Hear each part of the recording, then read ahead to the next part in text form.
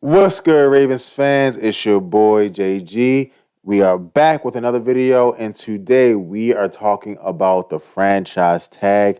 Specifically, Get Up. ESPN is talking about it, and I'm going to tell you guys what I think about what they're saying. Like, subscribe, help us get to 5K. We are almost there. Let's keep it pushing. Ravens Nation. Let's hit it. I think it'll be the traditional tag of $32 million. And what's really interesting to me, guys, is I think this is the year that a team could go after Lamar Jackson. And I think it's a team like Atlanta who has some really good young players, be it Kyle Pitts, Drake London, and now all of a sudden you add him. You know, they were in the Deshaun Watson conversation. It changes your franchise forever. He's 26 years old. So I think this is a really interesting situation. I don't think the Ravens are going to spend another $12 million to go the exclusive route, which is, you know, obviously an option. So I think this is fascinating. Of all the dynamics we're talking about here, look, Aaron Rodgers is always going to bring intrigue, but Lamar Jackson, given the supply and demand of the quarterback position, to me, in talking to people around the league, this is the year that maybe he moves for those 2-1s. But you said also, when we were talking in our pre-meeting, here's the thing when it comes to holding out, the dangerous situation for Baltimore, because you got this new OC. Yeah. You need him in camp. Yeah, Brian, it's a great point. It's literally learning a new language. So Todd Monken's their new... This is crazy. That's a good point that no one has brought up, that when we're talking about Lamar Jackson and if we franchise tag him or not, if he doesn't show up to camp, we are behind the 8 ball because, like he said, it's a brand new language. Now, again, it's still football, but you're not going to be hit the ball running. You really do need him in camp. So the Ravens have actually put themselves in an even tougher position, right? I didn't even think about that, but Lamar Jackson has even more leverage now. Now, what Mike Tannenbaum said about specifically, you know, the exclusive versus the traditional franchise tag, I think that the Ravens are going to use the exclusive franchise tag because if for the traditional, I think another team can sign him to a contract and only have to give up 2 first. That's a deal. That's a steal. That's a steal. Guys, 2 first. Oh my goodness. First round picks don't matter. They don't matter. Okay? The chance of you hitting on a first round pick is less than 50%. You build your team by making several picks, developing players, and continuously getting better and better and better. And we just gotta figure that out, right? The Chiefs, for example, of course they drafted Patrick Mahomes, but no one thought Patrick Mahomes was Patrick Mahomes. Everyone thought he was just going to be a good quarterback with a nice arm. Then he became Patrick Mahomes. No one thought Travis Kelce was going to be Travis Kelce. They developed Travis Kelce, right? They developed these players. They developed this different talent. They acquired Orlando Brown from us, unfortunately, in order to build that roster. So it's, you know, 1 first round pick, 2 first round picks doesn't help a team where we are. Now, of course, if you are the Texans or some team that needs as many first round picks because you don't have any talent, that's different. When you have the talent, which we do, a first round pick's not going to help you because even if he is a great rookie and wins Rookie of the Year, how many quarterbacks who are great rookies make it to the Super Bowl? Less than 5%, probably, right? And the only one I can think of that was, I think maybe was Russell Wilson, a rookie. I know he was on his rookie deal, but he was carried by one of the best defenses of all time, okay? And the Legion of Boom, okay? Guys, look at that. Y'all remember the Super Bowl against Peyton Manning? They tore Peyton Manning butt up. They tore him up, okay? And we don't have that kind of defense. We have a good defense. We don't have one of the greatest defenses in history where they're going to talk about for years to come. So, you know, that's a steal. Any team would take him off our hands for 2 first round picks, especially when one of them is this year. So it would be like you use 1 first round pick this year to get a MVP that you know for sure, and then you're going to use. So basically, you're only giving up 1.5 picks because 1 is an equal trade, right? I'll give you my first round. You give me Lamar Jackson, I win, right? Now, in order to make it feel good, I give you another first round, which is not going to be Lamar Jackson. So it's just New general manager, and Dean knows this from a player perspective.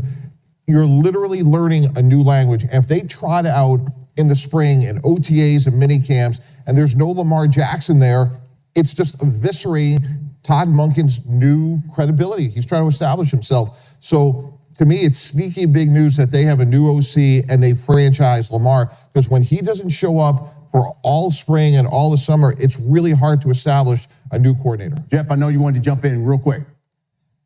Yeah, I'm just interested because Mike T is saying that he thinks that they should put the non-exclusive tag on him that would allow a team to come in, spend 2 first-round picks. But I'm looking at precedent right now. Deshaun Watson's deal, that trade that occurred there, it was 3 first-round picks. It was 22, 23, and 24 first-round picks in addition to other compensation. I think he's worth more than 2 first-round picks. And that's why the Ravens, if they place not to go 2 exactly. And I said the same thing. Mike, he's wrong. That's stupid. I'm just going to tell you. Guys, to be 100% honest, if I'm a team like the Raiders, I'm making a call. I don't even have to be a team like the Hawks, right? If I'm any team that has an average call, if I'm the Giants, I make a call. If I'm any team, guys, if I'm any team, why do we need these picks? Again, I don't know what each team's first round pick cachet is right now, but if I'm not the Bengals, the Bills, the Chiefs, the Chargers, the Eagles, if I'm not one of those teams, there might be some other ones that I'm not thinking of right now. If I'm not the Jaguars, so that's 6 right there. So I'm not one of those teams, and you guys let me know in the comments below if you have other ones. Give me 2 first-round picks, and I'll give you my 2 first-round picks, and I'll take Lamar. Even if I'm a team that has a good quarterback, if I'm Kirk Cousins and I'm the Vikings, and you only need 2 first-round picks, I call Lamar and I say, Lamar, we do fully guaranteed contracts here in Minnesota. Come get your fully guaranteed contract. We'll give you 2 first-round picks, and then we'll trade Kirk Cousins for a first-round pick, or a first-round pick and a third-round pick, and we come up. What is happening? What is happening? This is just craziness, guys, and I just don't know if the Ravens understand this. in the weeds here. If they place the exclusive tag on him, they could do a sign and trade and get even more for Lamar Jackson than 2 first-round picks. That's why I know this is like exclusive, non-exclusive. Maybe fans don't care, but I really think that you put the exclusive, you're now in the driver's seat as the Ravens, and you could get even more than maybe the Houston Texans gave up to give Deshaun Watson to the Browns. Right. Just to clarify, though, the downside to Jeff's suggestion, though, is now you're on the hook for at least $10 to $12 million more. And if no one does that, now you're spending $42 to $44 million on a 1-year deal. Where do you take on all this? Yeah, I mean, let's not go back to, Mike brought up the Atlanta. I'm sorry. That's idiotic. I'm sorry. I got to say something. I hate being mean to people. That's the stupidest thing I ever heard in my entire life. These are billionaires, guys, and they really are stressing about $10 million. If that's the case, you're not committed to winning. If that's the case, regardless, let's say you know me, I want to keep Lamar, but if you don't want to keep Lamar, and the downside is some team won't give you what you want for him, and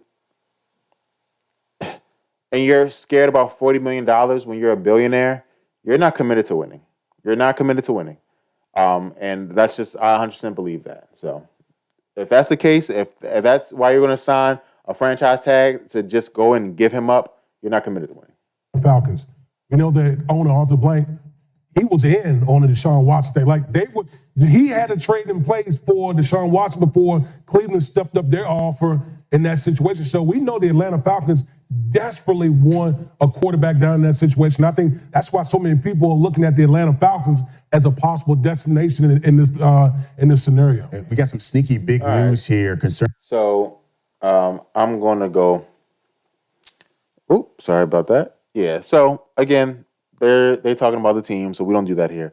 But the Ravens are going to do the exclusive tag. It would be stupid not to. It makes no sense.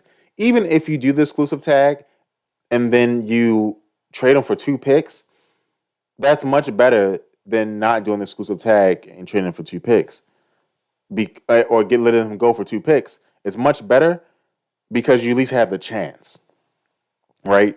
That's why and guys, if you do finance, anything like that, it's always better to get your money up front than to get it in 5 payments, right? Because you can take that money and make more money on it, right, through interest versus a person who has time to make money on interest and give you your 5 payments over time. So it's just crazy. So you guys let me know what you think. I think it's pretty clear that we should exclusively franchise him if he doesn't sign a contract, which is looking further and further from that. So you guys let me know in the comments below. Thanks. Go Ravens.